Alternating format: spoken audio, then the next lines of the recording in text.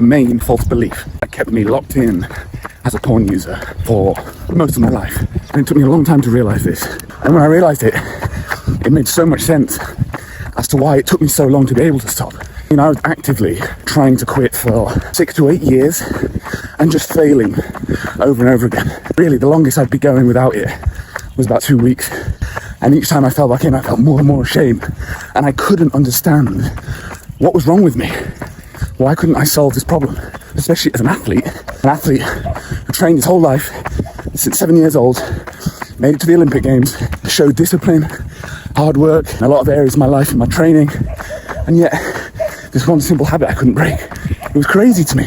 But what I actually learned was that the sport and porn kind of went together, because the fundamental issue with why I kept watching was my lack of self-worth and my lack of self-belief.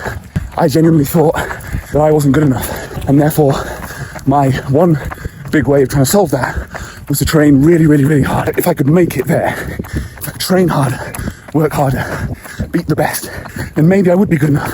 But obviously this put a lot of psychological pressure on me, and sport became my outlet, my comfort, my escape from sport, but also from all areas of my life. You know, whenever I deep down felt like I wasn't good enough, porn was there to comfort that. This is why website blockers, counting the streaks, more willpower doesn't work. You have to change the way you see yourself. You have to change your identity. That takes work. It's hard. And it took me years. And it's very difficult to do alone. And that's another mistake that we make as men. But fundamentally, if you can change the way you view yourself, therefore you can change your identity, who you are. You change yourself from being someone who needs porn to someone who has no need for porn. Then it's not even difficult to stop. It's easy. And that's been one of the best gifts of my life. I make this video to be brutally honest and straight with you, but also to give you hope that it's possible for you as well. But it is a process.